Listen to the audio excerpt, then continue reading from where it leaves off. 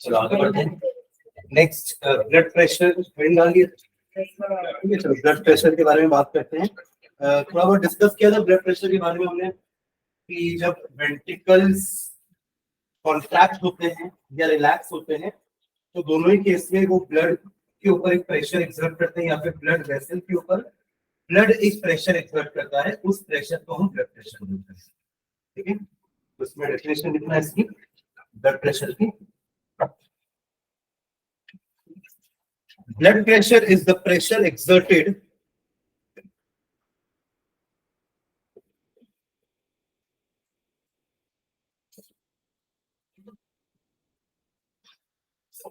blood pressure is the pressure exerted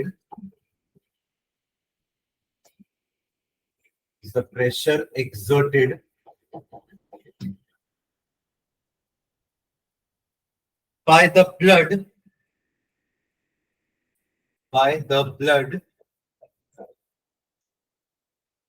on the wall of blood vessel, on the wall of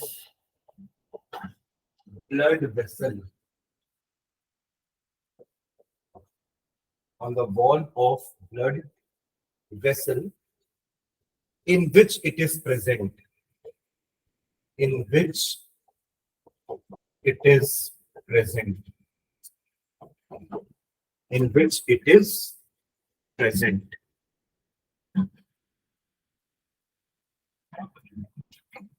ठीक है, जब भी ventricles का systole होगा यानी कि कॉन्ट्रैक्शन होगा तो ब्लड बहुत तेजी से बाहर निकलेगा सिस्टमिक एओर्टा से, राइट, और also from pulmonary artery lungs में जाने के लिए। तो उस केस में जब ब्लड आपके वेसल को हिट करेगा तो it will hit with some pressure, है ना, उसी को ब्लड प्रेशर बोलते हैं। ठीक है, तो उसके बाद लिखना it is of two types, it is of two types. It is of two types. पहला लिख लो systolic blood pressure, systolic blood pressure, systolic blood pressure। अब एक सिस्टोलिक है तो दूसरा क्या रहेगा, डायस्टोलिक, है ना। दूसरा हो जाएगा आपका डायस्टोलिक ब्लड प्रेशर। और नाम से देखिए क्या लगेगा कि कौन सा ब्लड प्रेशर की वैल्यू ज्यादा होगी, सिस्टोलिक की डायस्टोलिक? सिस्टोलिक। डायस्टोलिक क्यों? डायस्टोलिक तो रिलैक्सेशन के समय है ना। डायस्टोलिक क्या था, हमने क्या देखा था, डायस्टोलिक मतलब क्या होता है, रिलैक्सेशन। तो रिलैक्सेशन के समय प्रेशर ज्यादा नहीं होगा और सिस्टोल यानी कि कॉन्ट्रैक्शन के समय प्रेशर ज्यादा होगा। ठीक है, तो आप लोग ऐसे कॉलम मत बनाना, मैं बना रहा हूं, आपको सिंपली लिखना लिखो इसमें सिस्टोलिक में it is the pressure exerted by the blood. Systolic में लिख रहे हैं it is the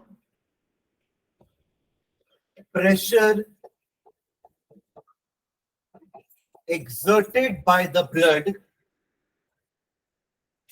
it is the pressure exerted by the blood on the wall of blood vessel, on the wall of blood vessel during the period of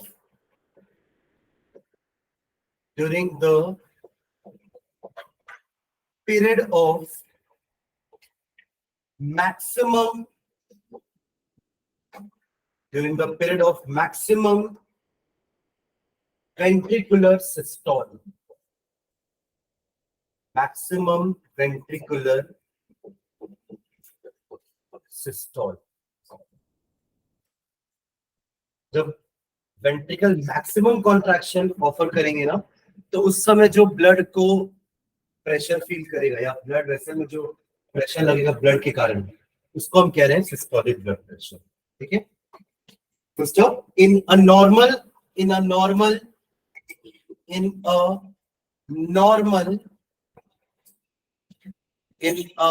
normal resting adult, in a normal resting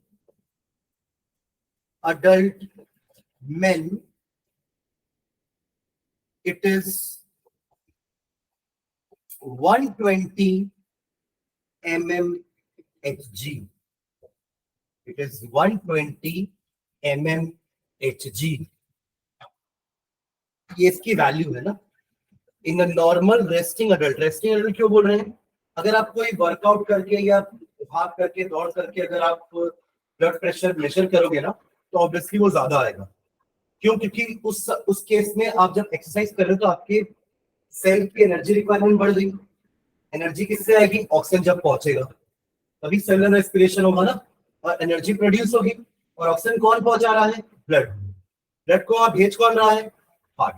तो heart का pumping action तेज हो जाएगा, उससे contraction के कारण जो pressure है वो इंक्रीज हो जाएगा। समझ लो मैं क्या बोल रहा हूँ? कहने का मतलब अगर आप भाग दौड़ करके अपना ब्लड प्रेशर मेजर करोगे तो ऑब्वियसली वो ज्यादा ही आएगा। ठीक है? इससे कभी जैसे अगर हम ब्लड प्रेशर नपाने जाते नहीं है डॉक्टर्स के पास, ये जब आप अपना चेकअप कराने नॉर्मली डॉक्टर के पास जाते हो तो पहले वो आपको 10-15 मिनट तक बैठाते हैं ताकि आप थोड़ा नॉर्मल हो जाए, रेस्ट में आ जाए आपका हार्ट, यानी कि नॉर्मल फंक्शनिंग करे, तब फिर वो ब्लड प्रेशर मेजर करके रीडिंग नोट करते हैं। अदरवाइज अगर आप एंटर करे, दौड़ के आए या कहीं से चल के आए, धूप से चल के आए और तुरंत अगर आप ब्लड प्रेशर नपाओगे ना तो वो थोड़ा सा ज्यादा ही आएगा नॉर्मल से। तो ये जो वैल्यू आ रही है ना 120 mmHg, this is the normal systolic blood pressure. कभी भी कोई डॉक्टर जब ब्लड प्रेशर लिखते हैं तो वो दो वैल्यू लिखते हैं। पहला एक वैल्यू रहता है स्लैश करके दूसरा वैल्यू लिखते हैं। The first value is systolic blood pressure and the second value is diastolic blood pressure. समझ रहे हैं? और सिस्टोलिक वाला ज्यादा होता है, डायस्टोलिक वाला कम, है ना? क्योंकि सिस्टोलिक कब हो रहा है? कॉन्ट्रैक्शन से। कॉन्ट्रैक्शन यानी हार्ट आपका पिचक रहा है और तब ब्लड तेजी से जा रहा है बाहर, तो उस केस में प्रेशर ज्यादा होगा, और डायस्टोल के केस में प्रेशर जो होगा वो थोड़ा सा कम होगा। समझ रहे हैं क्या? तो सेम डेफिनेशन अब डायस्टोलिक में भी आ जाएगी, बट डिफरेंस क्या आएगा? It is the pressure exerted by the blood on the wall of blood vessel during the period of maximum ventricular diastole हो जाएगा। समझ रहे हैं क्या? हाँ, तो बस ये कॉन्ट्रैक्शन के समय का प्रेशर है, वो रिलैक्सेशन के समय का प्रेशर। ठीक है? और उसकी जो नॉर्मल वैल्यू होती है वो 80 होती है। इसकी क्या होती है? 120 और उसकी 80। चलो उसका डेफिनेशन लिख लेते हैं। सेकंड लिख लो, डायस्टोलिक ब्लड प्रेशर। देखो उसको डिफाइन करते हैं। It is the pressure exerted, it is the pressure exerted, it is the pressure exerted by the blood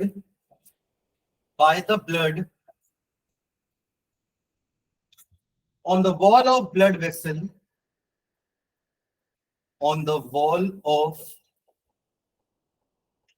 blood vessel, on the wall of blood vessel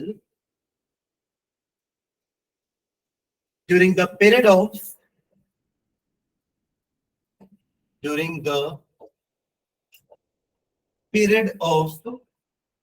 maximum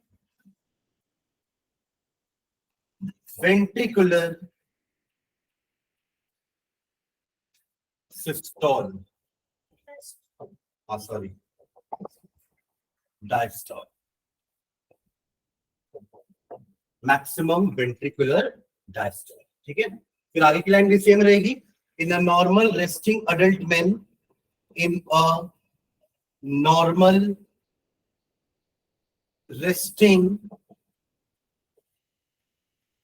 adult man, it is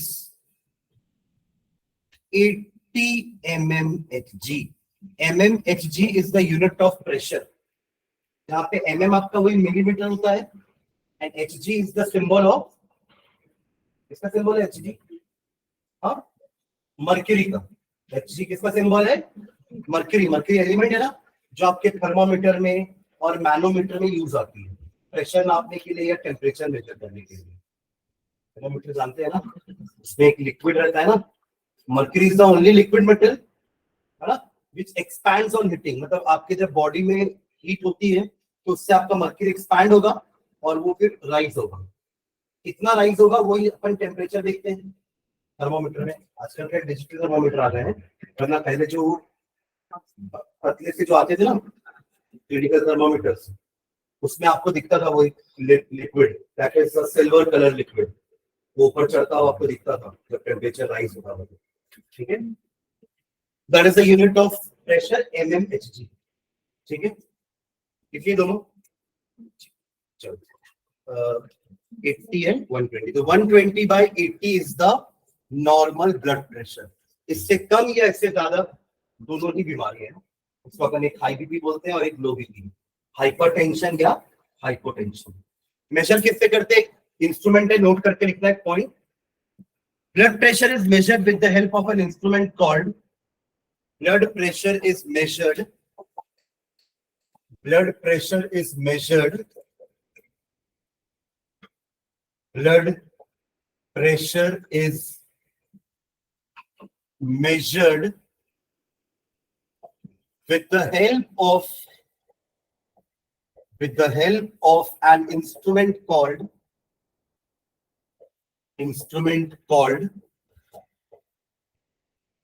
sphygmomanometer।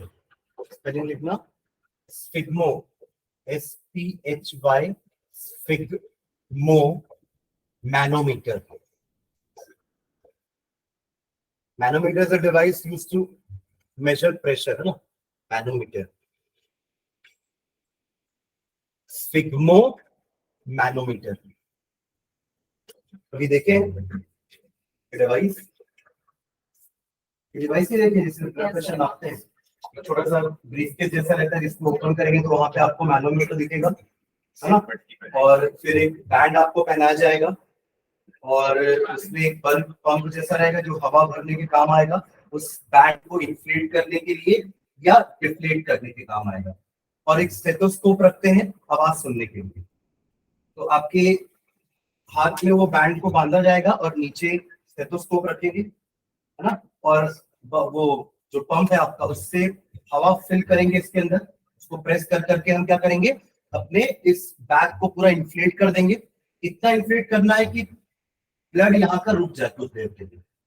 तो आप जो stethoscope लगाए ना तो आपको आवाज सुनाई देनी बंद हो जाएगी ब्लड की, आपको समझ में आ जाएगा कि हाँ वो इतना टाइट हो चुका है कि ब्लड का फ्लो रुक गया है।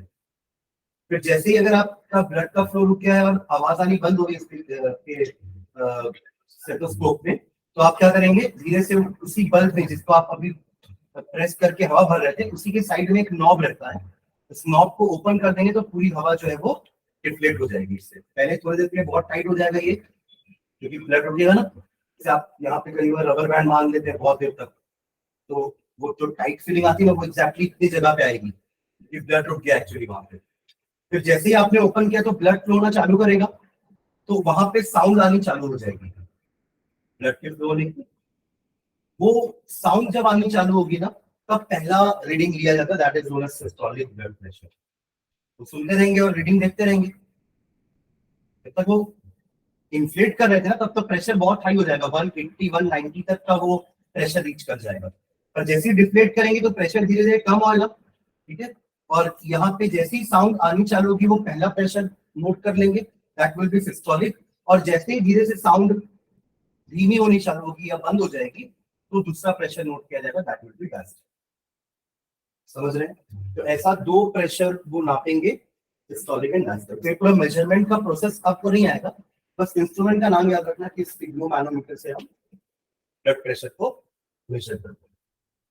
समझ गए? तो इंस्ट्रूमेंट कॉल्ड में बीपी मशीन लिख के मत आ जाना, ठीक है? तो बीपी मशीन, ठीक है, वो है बीपी मशीन जो कि वो ब्लड प्रेशर नाप रही है, और उसका भी एक नाम है, दैट इज स्फिग्मोमैनोमीटर, ठीक है? डिजिटल वाले में भी ऐसे ही होता है, वहां भी तो एक बैंड रहेगा, वहां भी एयर भर आती है इसके अंदर, पूरी सेम प्रोसीजर है, बस वहां पे मैनोमीटर अलग से नहीं है। जैसे थर्मोमीटर में भी आपको अलग से कोई मर्क्यूरी राइज होता हुआ नहीं दिखता है ना, अंदर कुछ टेक्नोलॉजी जिसकी हेल्प से वो रीडिंग ले रहा है, टेम्परेचर ले रहा है, इसलिए भी वहां भी टेक्नोलॉजी होगी जिसकी हेल्प से वो प्रेशर नाप रहा होगा ब्लड। एक्चुअली मेन चीज क्या है, स्टेथोस्कोप में आवाज आना और बंद होना। आवाज जब आनी चालू हो जाएगी इसका मतलब पहला सिस्टोलिक ब्लड प्रेशर है, और जब आवाज बंद हो जाएगी तो वो डायस्टोलिक ब्लड प्रेशर। तो उस मशीन के अंदर कुछ साउंड का ही कुछ सिस्टम होगा जो उस बैंड से साउंड को डिटेक्ट कर रहा होगा कि कब वो साउंड आनी चालू हो रही, कब वो साउंड बंद हो रही है। ठीक है, चलो आगे लिखते हैं। नोट में ही सेकंड पॉइंट लिखना, abnormal conditions of blood pressure. Abnormal conditions of blood pressure, abnormal conditions of blood pressure मतलब अगर 120/80 नहीं है रीडिंग, उससे ज्यादा है या उससे कम है, उसको एबनॉर्मल कंडीशन बोलते हैं। ठीक है, तो abnormal conditions of blood pressure, उसमें फर्स्ट लिखना hypertension. Abnormal conditions of blood pressure, first one is hyper tension. इसको हाई बीपी बोलते हैं ना, हाइपर टेंशन। हाइफन डाल के लिखो इसमें। It is caused by high blood pressure. It is caused by high blood pressure, is caused by high blood pressure मतलब 120/80 की जगह 150/80 आ रहा है या 150/90 आ रहा है, उसको हाई ब्लड प्रेशर बोलेंगे। ठीक है, caused by high blood pressure, full stop. Main causes of it are, main causes of it are, main causes of it are, इसकी main causes लिखना, main causes of it are overeating,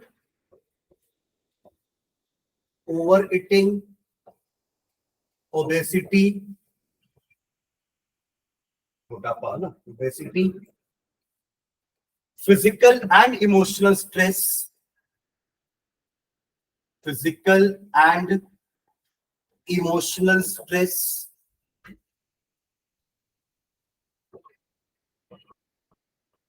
physical and emotional stress with intake of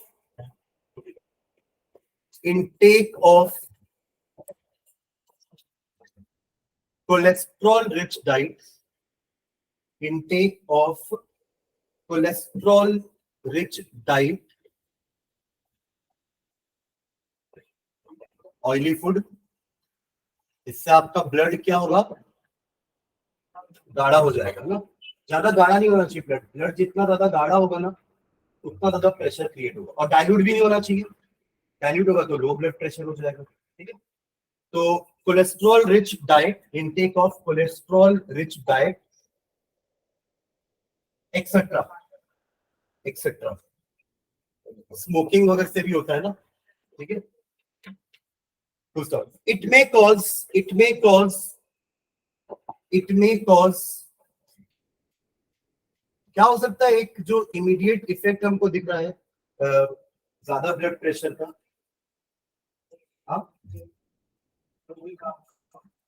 नहीं और कुछ, हाँ bleeding, bleeding तो मतलब ऐसा ना कि यहाँ कट लगे तो ब्लीडिंग होगी, ऐसा मत बोलो। आप ऐसा सोचो उसको कि जिस वेसल पे प्रेशर लग रहा है वो वेसल अगर उतना प्रेशर नहीं झेल पाई तो क्या होगा, वो वेसल जो है वो रप्चर हो जाएगी, समझ रहे हैं। और वहीं आपको इंटरनल ब्लीडिंग हो जाएगी, इसको अपन हेमरेज बोलते हैं ना, ब्रेन हेमरेज बोलते हैं। तो वहां पे क्या हुआ, आपकी वो आर्टरी बर्स्ट हो गई बिकॉज ऑफ हेवी प्रेशर। भले वो आर्टरीज की वॉल थिक थी, मैंने लिखा ना कि आर्टरीज की वॉल थिक होती है, वेन्स की वॉल थिन होती है ना, बट तब भी वो थिक वॉल भी एक लिमिट के बाद प्रेशर नहीं झेल पाएगी ब्लड का। ठीक है, तो फिर क्या लिखे अपन, it may cause rupturing of blood vessels, rupturing of blood vessels, rupturing of blood vessels called hemorrhage, called hemorrhage, HAEMORRHAGE, called hemorrhage।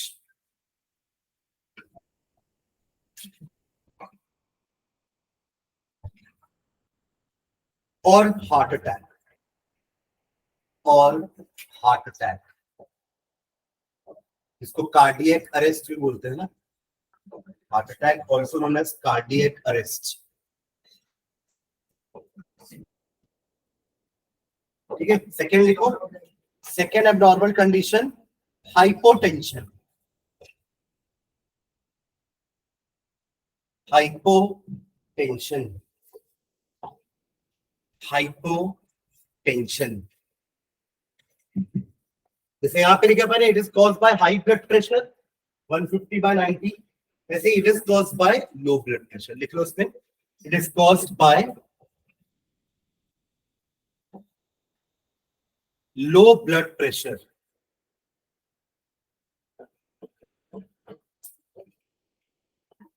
Is caused by low blood pressure. जैसे 100/50 हो गया, ये लो ब्लड प्रेशर होगा। ठीक है, तो stop. Main causes of it are, main causes of it are, hyphen डाल के लिखो, dilation of blood vessels, dilation of blood vessels मतलब ब्लड वेसल का थोड़ा सा फैल जाना। उससे क्या होगा, ब्लड का जो प्रेशर उस वेसल में पड़ेगा वो कम हो जाएगा। पहले वेसल्स पतली थी, अब फैलने से ब्लड वेसल्स का जो एरिया है वो ज्यादा हो गया, तो अब प्रेशर कम पड़ेगा उसके ऊपर। तो dilation of blood vessels, comma, excessive blood loss, excessive blood loss, body से अगर ब्लड लॉस हो गया है तो ऑब्वियसली ब्लड बॉडी के अंदर कम हो जाएगा, और अगर बॉडी के अंदर ब्लड कम है तो उसके कारण प्रेशर भी कम हो जाएगा। ठीक है, comma, failure of pumping action of heart, failure of pumping action of heart, failure of pumping action of heart।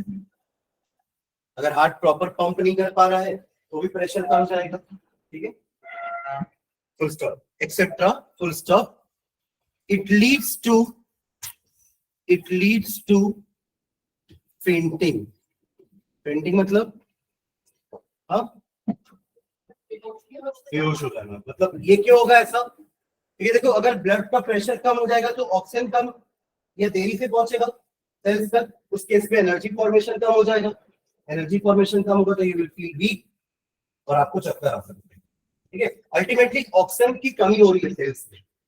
अगर ब्लड जल्दी पहुंच रहा है तो ठीक है, पर अगर लेट हो रहा है तो ऑक्सीजन की कमी हो जाएगी सेल्स में। ठीक है, और उस केस में you will feel weak and faint हो सकते हैं। ठीक है, ये दोनों कंडीशंस हो गई, ब्लड प्रेशर हाई और लो। ठीक है, चलिए। हाँ सर, 2 मिनट। हाँ, होती होगी मतलब सबसे लो ऐसा बोल रहा है। कितने लो में इंसान जिंदा रह सकता है? ऐसे तो कितना भी मतलब थोड़ा सा भी लो होगा तो भी प्रॉब्लम है, क्योंकि वो अल्टीमेटली वो धीरे धीरे बढ़ेगी प्रॉब्लम। इससे तो अपन मेडिसिन या मेडिकेशन चालू कर देते हैं ना, तो वो आपके ब्लड को क्या करता है। अगर आपका ब्लड बहुत ज्यादा गाढ़ा है, तो हाई बीपी की बीमारी है, तो आपके जो दवाइयां होती है ना वो आपके ब्लड को क्या करती है, पतला करती है। एंड वाइस वर्सा होता है दूसरे केस में।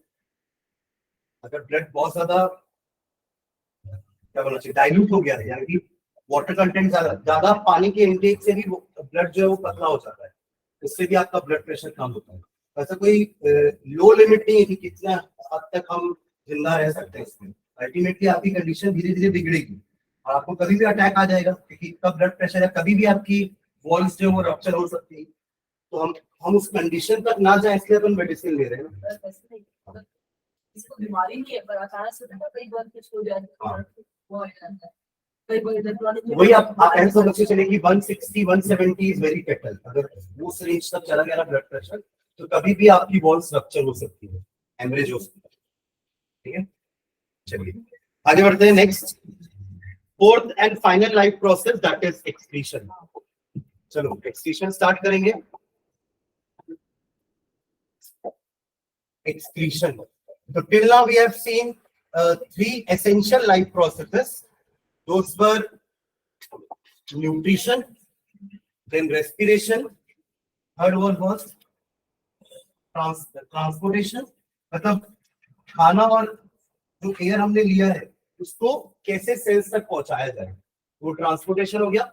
और after all these 3 life processes हमारी बॉडी में जितना भी वेस्ट जनरेट हो रहा है, नॉन गैसियस वेस्ट जो लिक्विड के फॉर्म में होगा, वो हमारे बॉडी से बाहर जाएगा and this process is known as excretion. ठीक है, इसके लिए हमारा एक अलग एक्सक्रीटरी सिस्टम है जिसको हम, जिसमें किडनी होगी जहां पे आपका ब्लड फिल्टर हो जाएगा। तो एक्चुअली क्या होता है, जब ब्लड पहुंचता है ना सेल्स के पास, ऑक्सीजन देने गया, बदले में कार्बन डाइऑक्साइड लेके आया, खाना देने भी गया, तो बदले में कुछ ना कुछ वेस्ट वो कलेक्ट करके लेके आता है। Those waste are generally may be urea, these are some nitrogenous waste, जैसे कि यूरिया हो गया, यूरिक एसिड हो गया, अमोनिया हो गया, इन सब में नाइट्रोजन होता है और ये सारे वेस्ट हैं। और अगर इनका एक्यूमुलेशन हमारी बॉडी में हुआ ना तो इट कैन बी टॉक्सिक, इसलिए इनको बॉडी के अंदर रहना नहीं चाहिए, they should be expelled out. तो ये रीजन है कि व्हाई वी एक्सक्रीट। तो सबसे पहले ये तो समझे कि एक्सक्रीशन क्यों जरूरी है, फिर समझेंगे कि एक्सक्रीशन क्या होता है। एक्सक्रीशन क्यों जरूरी है, क्योंकि जितना भी वेस्ट मटेरियल बॉडी में जनरेट हो रहा है, कार्बन डाइऑक्साइड तो बाहर चला गया रेस्पिरेशन से, ठीक है, बट जितना भी नॉन गैसियस वेस्ट है जैसे कि urea, uric acid and ammonia, some salt, excess water चलो स्वेट के फॉर्म में भी बाहर जा रहा है, बट वो यूरिन के फॉर्म में भी बॉडी से बाहर जाता है। तो आप अगर यूरिन का कॉम्पोजिशन देखेंगे तो यूरिन में क्या क्या होगा, तो वाटर होगा, some salt can be there, जो स्मेल आती है वो यूरिया की होती है, यूरिक एसिड, अमोनिया, तो ये सब चीज का मिक्सचर होता है आपका यूरिन। समझ रहे हैं मैं क्या बोल रहा हूँ? इसको बनाता कौन है, किडनी। हमारे एक्सक्रीटरी सिस्टम में कौन है, किडनी है, which is actually producing the urine, फिर वो ब्लैडर और यूरेथ्रा के थ्रू बॉडी से बाहर हो जाता है। इसी प्रोसेस को हम एक्सक्रीशन बोल रहे हैं, ठीक है ना। सॉलिड वाला एक्सक्रीशन हम कर चुके हैं पहले न्यूट्रिशन में, एनएस के थ्रू, इसको अपन पॉटी नाम दिए थे, दैट वाज नॉट एक्सक्रीशन ना, ये वाला एक्सक्रीशन अलग है, और वो एक्सक्रीशन तो न्यूट्रिशन में हो चुका है, समझ रहे, जो लार्ज इंटेस्टाइन करती है, मैं क्लियर, थ्रू एनएस। बट अब ये होने वाला है यूरिन का एक्सक्रीशन, ठीक है, थ्रू अवर एक्सक्रीटरी सिस्टम, या जिसको अपन यूरिनरी सिस्टम बोलते हैं, ठीक है। तो पहले लिखना कि एक्सक्रीशन क्यों जरूरी है, लिखो, लिखना एक्सक्रीशन क्यों जरूरी है। During metabolic activities, during metabolic activities, during metabolic activities, metabolic activities मतलब जितने भी बॉडी के अंदर रिएक्शंस हो रहे हैं ना, उन सबको मेटाबॉलिक एक्टिविटीज बोलते हैं। वो रेस्पिरेशन हो, वो डाइजेशन हो, है ना, वो किसी भी टाइप का प्रोसेस हो, उन सबको हम क्या बोलते हैं, metabolic activities going inside our body. तो ड्यूरिंग मेटाबॉलिक एक्टिविटीज, तो हम in addition to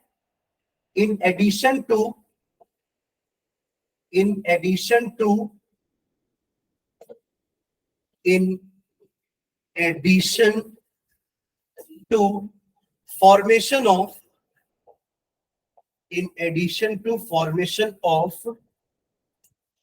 useful products,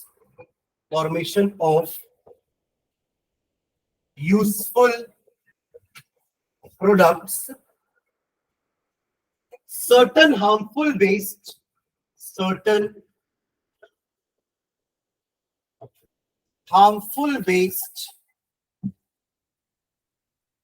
are also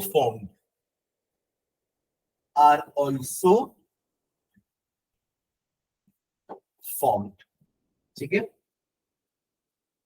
The principal या the main waste are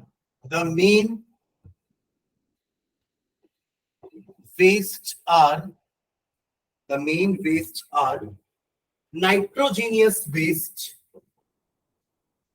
nitrogenous मतलब the waste which contain nitrogen, nitrogenous waste like ammonia, urea,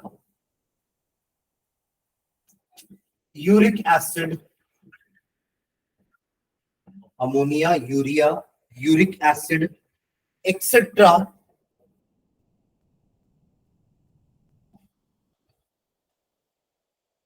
The main wastes are nitrogenous waste like ammonia, urea, uric acid, etc. To stop accumulation of these wastes may be toxic. Accumulation of these wastes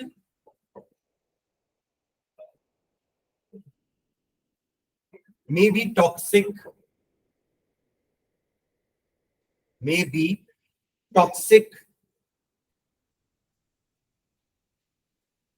And so these must be,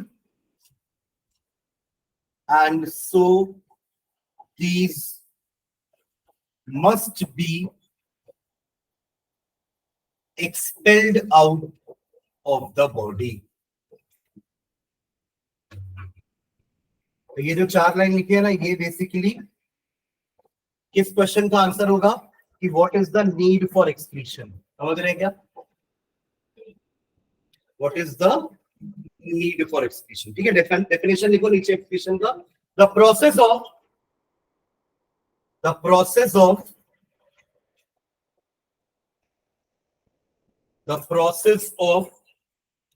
expelling of the process of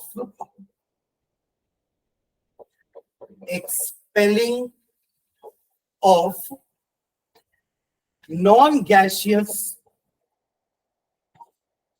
क्योंकि nitrogenous waste सुन करके gas का ही पहले ख्याल आता है ना, क्योंकि nitrogen एक गैस है, इससे पहले ही मेंशन कर रहे हैं non gaseous nitrogenous waste,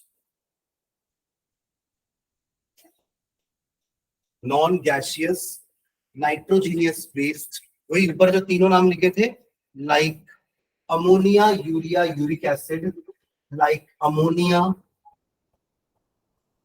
urea, uric acid, etcetera, along with, इनके अलावा और क्या क्या बाहर जाता है, along with excess of water, along with excess of water, salt, water and salts, etc. out of the body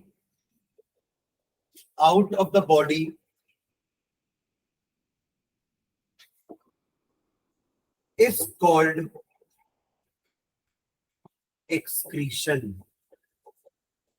Is called excretion.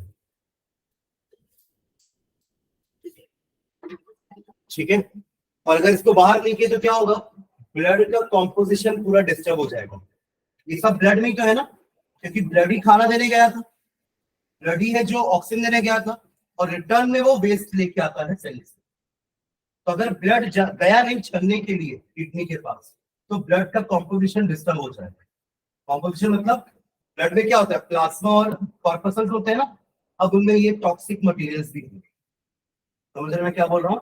तो वो ब्लड के कॉम्पोजिशन को बैलेंस रखने के लिए, मेंटेन करने के लिए एक्सक्रीशन जरूरी है। ठीक है, देख लेना और लिखना। The main aim of excretion is to, the main aim of excretion is to, the main aim of excretion is to keep a constant internal, to keep a constant internal chemical composition, ताकि blood का जो composition है वो हमेशा constant रहे। To keep a constant internal chemical composition of body fluid. To keep a constant internal chemical composition of body fluid. Of body fluid.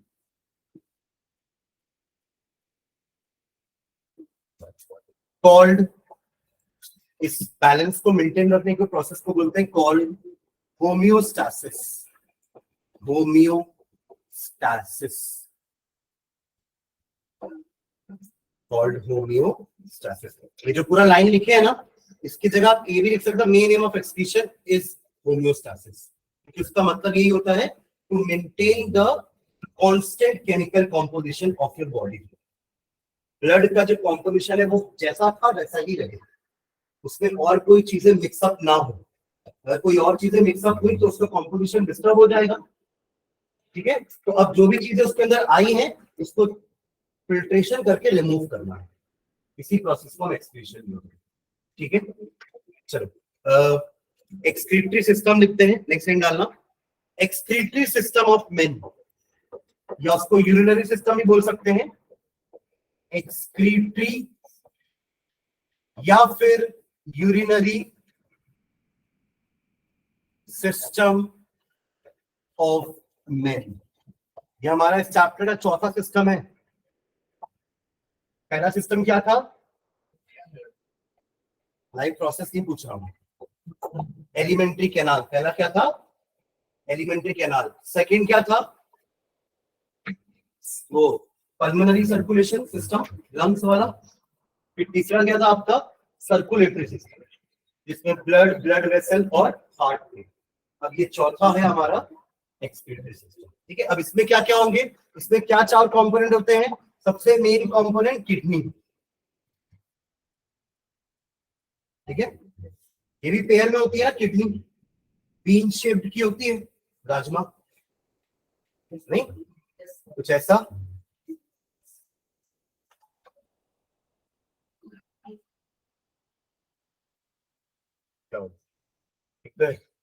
ठीक है, ये दोनों किडनीज है, इनके अंदर भी ऐसा कॉन्केविटी रहती है, कॉन्केव पढ़े ना, कॉन्केव, वैसा कुछ कॉन्केविटी रहती है, और यहीं से आपके ट्यूब्स बाहर निकलते हैं, क्योंकि यूरिन अंदर बनेगा तो it should come out of kidney.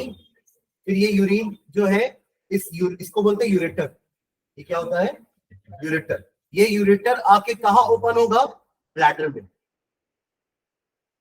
Bladder ऐसा कॉनिकल शेप का ब्लैडर होगा जो थोड़ा इलास्टिक होना चाहिए ना, जैसे फुग्गा होता है, क्योंकि इसके अंदर पानी भरेंगे तो एक्सपैंड होगा ना, तो वैसे ही ब्लैडर थोड़ा एक्सपैंड होना चाहिए। ऐसा नहीं कि जैसे ब्लैडर में यूरिन आया तुरंत बाहर जाने की कोशिश करें, कुछ देर तक ब्लैडर यूरिन को स्टोर कर सके, इतना ब्लैडर में इलास्टिसिटी होनी चाहिए। समझ में आ रहा है मैं क्या बोल रहा हूँ? अदरवाइज तो आप यूरिन को रोक भी नहीं पाओगे एक सेकेंड तक भी, जैसे ही वो ब्लैडर में आएगा तुरंत बाहर निकलना चाहेगा, राइट? तो ब्लैडर फुल होने के बाद ही आपको सेंसेशन आता है यूरिनेशन का, क्लियर?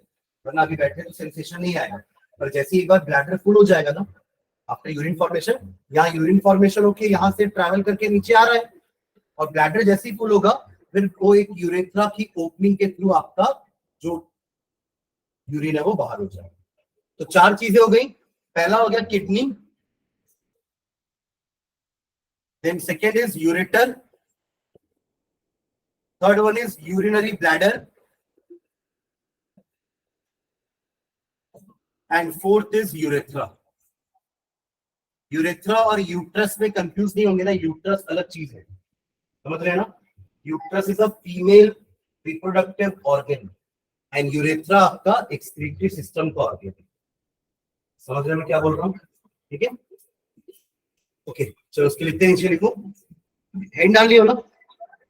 देखो इसमें excretory system of men is formed of excretory system of men, excretory system of men is formed of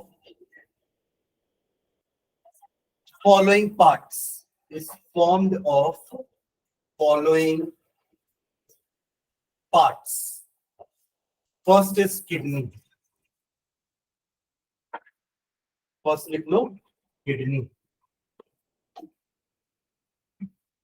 ठीक है, हाइफन डाल के लिखो किडनी के बारे में, किडनी हाइफन डाल के लिखना। These are main excretory organ of men. These are main excretory organ of men These are one pair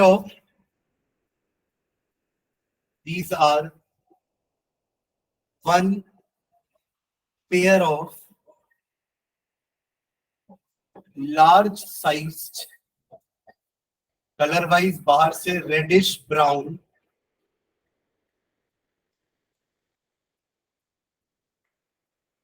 and bean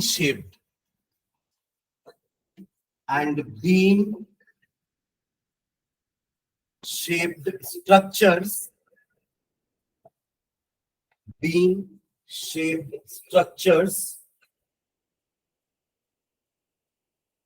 present in upper part of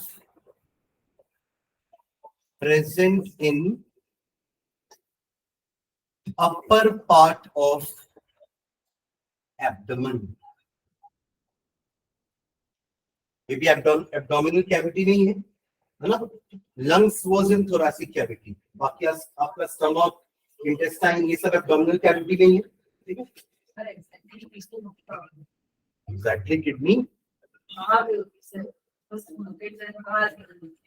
तो पीछे डॉर्सल साइड में, सामने तो पेट आ गया ना. हाँ, तो आप पीछे डॉर्सल साइड में तो उसका ट्यूब सामने आएगा.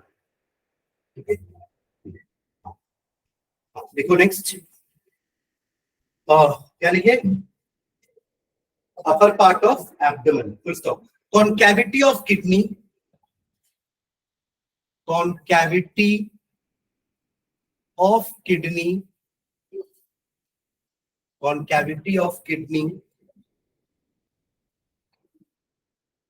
called hilum, hilum, H-I-L-U-M.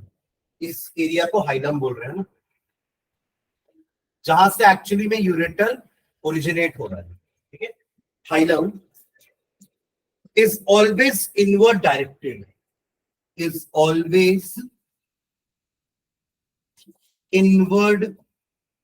Directed, दोनों हाइलम अंदर की तरफ है ना, एक दूसरे को फेस कर रहे हैं अंदर की तरफ.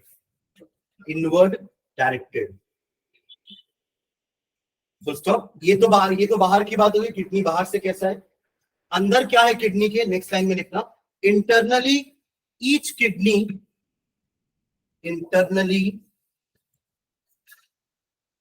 किडनी मतलब किडनी के अंदर ऐसा क्या है कि वो यूरिन फॉर्मेशन कर रहा है. जैसे लंग्स के अंदर क्या था मेन पार्ट, एल्वियोलाई. मतलब आप देखोगे तो पूरे रेस्पिरेशन में, ब्रीदिंग में सबसे मेन पार्ट क्या था, एल्वियोलाई तो है, क्योंकि यही तो है जो गैस एक्सचेंज कर रहा है ब्लड के साथ. अगर इसकी वॉल्स स्थिर नहीं होती तो क्या ऑक्सीजन एक्सचेंज करके ब्लड में जा पाता, नहीं. वो तो फिर वहीं से वापस हो जाता बाहर. आया ना. तो एल्वियोलाई इज द मेजर या main functional unit of your respiratory system. समझ रहे. Alveoli is the main part या main functional unit of your respiratory system. वैसे ही किडनी के अंदर होते हैं नेफ्रॉन्स. क्या होते हैं, नेफ्रॉन्स. नेफ्रोलॉजी सुना होगा आपने, है ना. ये भी आपका ब्रांच हो गया ना बायोलॉजी का ही. हाँ, जैसे कार्डियोलॉजी होता है वैसे नेफ्रोलॉजी. तो ऐसे डॉक्टर्स जो किडनी के बारे में डील करते हैं उनको हम नेफ्रोलॉजिस्ट बोलते हैं. समझ रहे हैं. तो nephrons are the main functional unit of your kidney. वो नेफ्रॉन्स है और दोनों किडनी में मिलियंस ऑफ नेफ्रॉन्स होते हैं.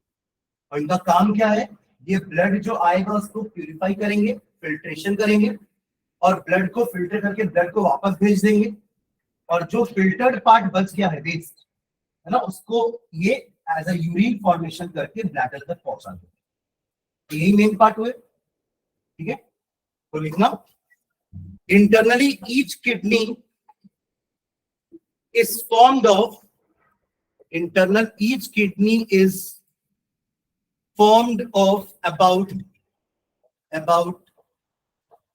1 million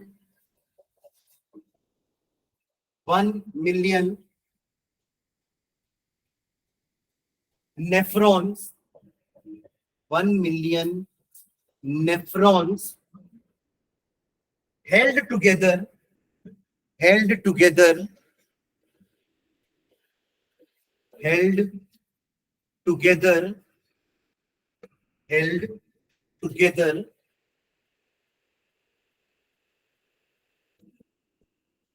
full stop.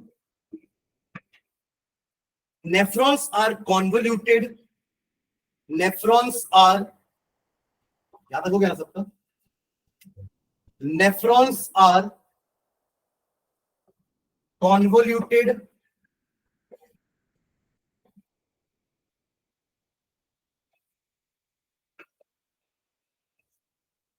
तो कॉन्वोल्यूटेड का मतलब क्या होता है? एक मिनट आप लोगों को सिखाता हूँ नेफ्रॉन्स कैसे होते हैं। अगर एनसीईआरटी रखी हो तो वहां भी देख सकते हो उसमें भी।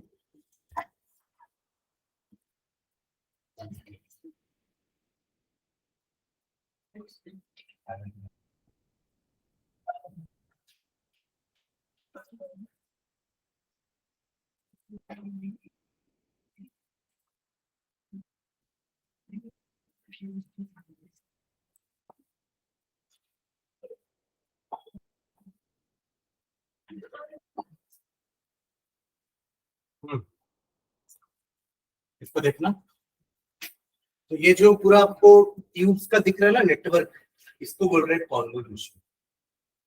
तो एक्चुअली किडनी के लिए अपन एक वर्ड यूज करते हैं रीनल, जैसे हमने लंग्स के लिए पल्मोनरी यूज किया था, वैसे किडनी के लिए क्या यूज करेंगे? रीनल। एक पार्ट जो आपको अपर पार्ट दिख रहा है that is known as renal cortex, और नीचे वाले को कहते हैं रीनल मेड्यूला। ऊपर कॉर्टेक्स, नीचे मेड्यूला। ऊपर की तरफ आपका जो ये एक नेफ्रॉन है ना, जो पूरा आपको दिख रहा है ना इतना part, this is one nephron. ऐसे मिलियंस ऑफ नेफ्रॉन्स किडनी के अंदर, एक किडनी के अंदर, फिर दूसरे किडनी के अंदर भी उतने मिलियंस ऑफ नेफ्रॉन्स। इन सब के पास एक कलेक्टिंग डक्ट होता है, दिख रहा है कलेक्टिंग डक्ट लंबा सा जो दिख रहा है आपको, यहाँ वो यूरिन को कलेक्ट करते हैं और फिर ये यूरिन जो है यूरेटर को यूरिन पास कर देता है। बट इनमें ऐसा क्या है जो ये यूरिन बनाते हैं? तो ये पूरा जो आपको नेटवर्क दिख रहा है दिस इज वन नेफ्रॉन। इसमें आपको ऊपर का सेक्शन में एक सी शेप, उल्टा सी का शेप का एक स्ट्रक्चर दिख रहा होगा, that is known as Bowman's capsule. उसको बोलते हैं बोमेन्स कैप्सूल, जो एक्चुअली में फिल्ट्रेशन करता है। देखो वो थोड़ा दिख भी रहा है ना कप जैसा, और आपको दो वेसल दिख रहे होंगे, एक में रेड ब्लड दिख रहा होगा, एक में आपको ब्लू कलर का दिख रहा होगा ब्लड, दिख रहा है? तो ये बेसिकली क्या होता है, ये ब्लड आया है प्यूरिफाई होने के लिए, प्यूरिफाई होके वापस से वो बाहर निकल जाता है। बाकी जितना भी वेस्ट मटेरियल होगा ना, वो इस ट्यूब से ट्रैवल करते करते, अब रास्ते भर में अगर कोई यूजफुल मटेरियल भी बाहर जा रहा होगा ना, तो वो ये सारे टिश्यूज उनको एब्जॉर्ब कर लेते हैं। जैसे पानी बाहर जाना चाहिए बट एक्सेस पानी बाहर नहीं जाना चाहिए। सॉल्ट भी जितना हो सके कम से कम सॉल्ट बाहर जाना चाहिए, पर आप सॉल्ट ज्यादा पानी और सॉल्ट को रोक नहीं पाओगे, समझ रहे हैं? तो यूरिया, यूरिक एसिड, अमोनिया के साथ साथ थोड़ा बहुत पानी, सॉल्ट भी बाहर जाता है। बट हमारी कोशिश रहती है कि इस पूरे रास्ते भर में हम जितना पानी और सॉल्ट को बचा पाए बचा लेते हैं। और वो कौन बचाता है? यहाँ पे present tissues, by absorbing the water या बाय एब्सॉर्बिंग द सॉल्ट, ताकि सिर्फ वेस्ट मटेरियल ही कलेक्टिंग डक्ट तक पहुंचे यूरिन बनकर। समझ रहे हैं? तो कॉन्वोल्यूशन का मतलब ये वाले पार्ट को कॉन्वोल्यूशन बोलते हैं, ठीक है? तो क्या लिखे हैं? Nephrons are convoluted, nephrons are convoluted in outer part of kidney, in outer part of kidney,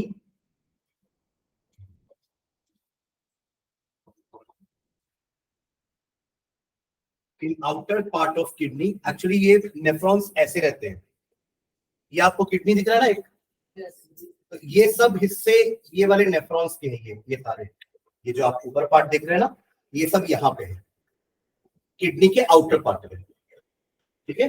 तो outer part of kidney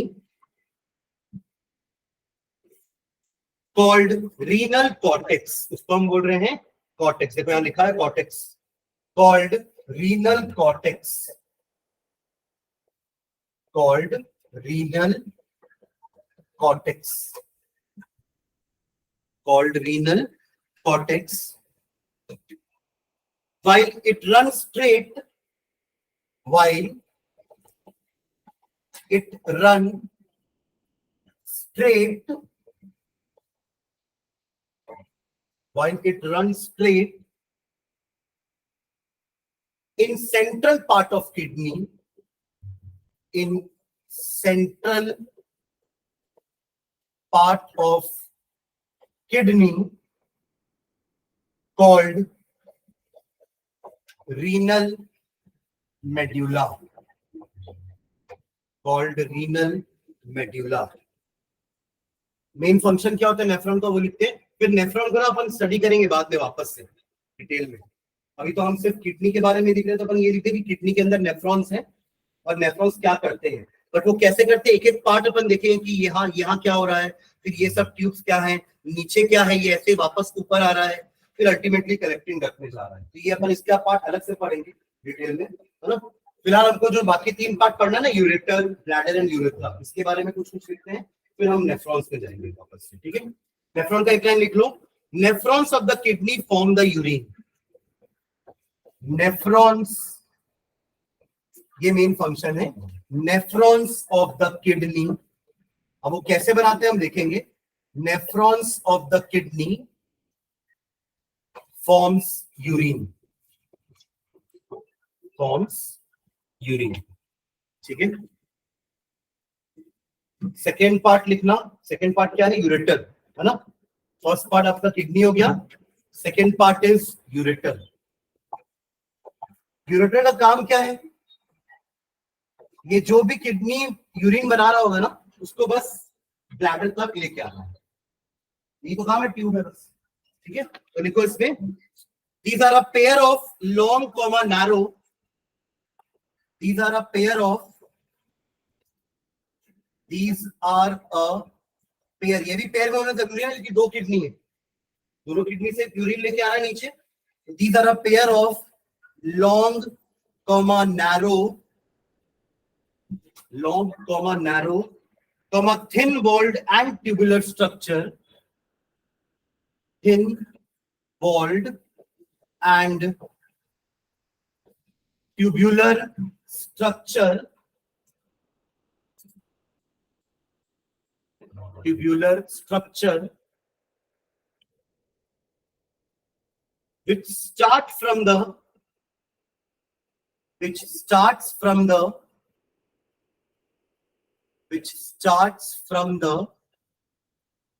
hilum of the kidney,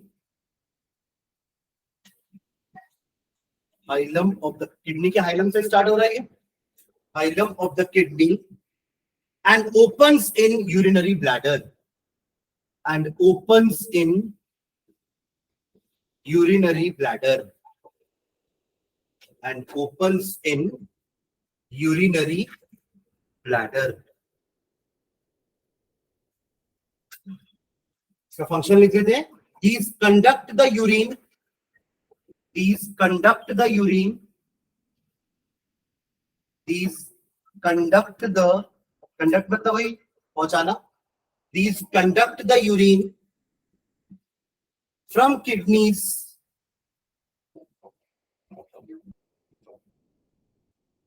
to bladder by, वो इसोफेगस पे खाने का मूवमेंट का नाम याद है क्या था, पेरिस्टालसिस, बाय पेरिस्टालसिस। पहली बार सुन रहे हैं क्या, देखे थे ना, वेवी मोशन से जिससे खाना इसोफेगस में ट्रैवल कर रहा है, इनफैक्ट पूरे एलिमेंट्री कैनाल में खाना वही ट्यूब के वेवी मोशन से खाना आगे बढ़ रहा है। वैसे यूरिन भी फॉर्मेशन होगा और आगे ऐसे ही बढ़ेगा, ऐसा नहीं कि आप जब खड़े हो तभी यूरिन किडनी से नीचे जाएगा, है ना। आप अगर रात को पानी पी के, बहुत ज्यादा पानी पी के भी सोगे, तो सुबह उठ के यूरिनेशन के लिए जाओगे ना, यानी कि रात भर में तो यूरिन बन के ब्लैडर तक पहुंच रहा होगा ना, कैसे पहुंच रहा है, बाय पेरिस्टालसिस, ठीक है। चलो थर्ड नीचे छोड़ देना, third urinary bladder, third urinary bladder, इसको अपन नेक्स्ट क्लास में करते हैं। यूरिनरी ब्लैडर 2 ही पार्ट बचा, यूरिनरी ब्लैडर एंड यूरेथ्रा, उसके बाद नेफ्रॉन्स के बारे में डिटेल में पढ़ेंगे, तो कोशिश करेंगे नेक्स्ट क्लास में चैप्टर वाइंड अप करेंगे, ठीक है। चलिए, थैंक यू।